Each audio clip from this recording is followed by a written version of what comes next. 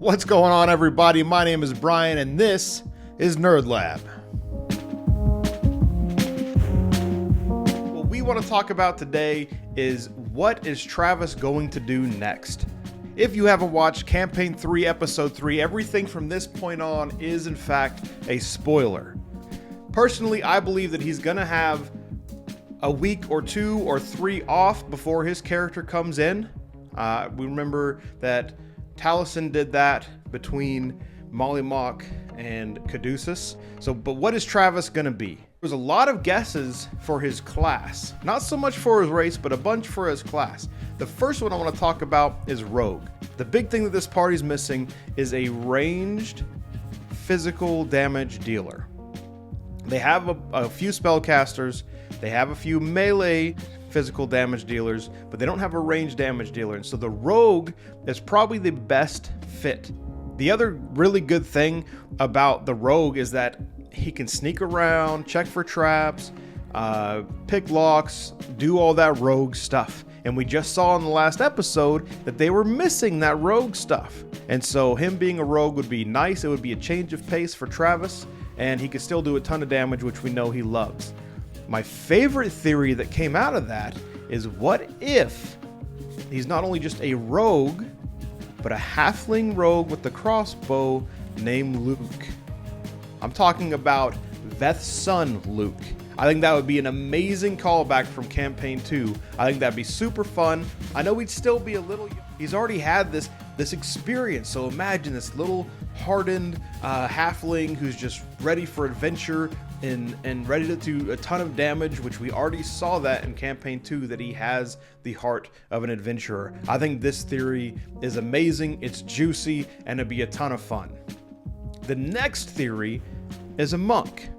I don't like this theory as much because they already have physical damage in melee, but monks do a ton of damage. Travis likes to do a ton of damage, so it makes sense. Kind of another callback that's kind of juicy is, what if he was TJ Lionett, Bo's brother? Another callback to Campaign 2, I know, but I think that would be a ton of fun. It would make a lot of sense. You'd already have a backstory, a reason. It would tie a lot of things together. But if TJ Lionett followed in his sister's footsteps and came on these adventures, there you go. Really good theory. The third one I like a little bit more, and that's that Travis is gonna go with an intellect class. We know that he didn't really get his fill with the warlock. He wanted to try out a spellcaster, and his warlock was still kind of melee with Eldra's Blast in the background. Travis said himself that he really didn't get his fill. So you have wizards, but I really don't feel like that's Travis's bag. He could be a wizard.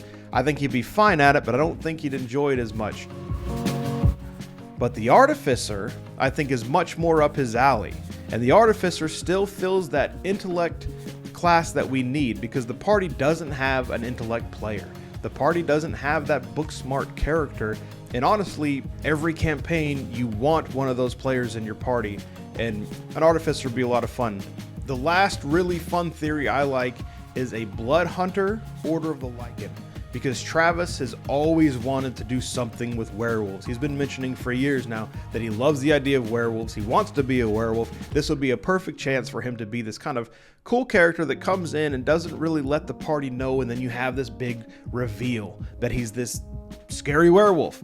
Other than that, the only race that we really discussed was him being a Loxodon rogue, which everyone thinks would be funny, it would be hilarious. I don't know if he would do it, but I would love to see him as a big, bumbling elephant, trying to sneak around and pick locks, using his trunk to do so would be a lot of fun.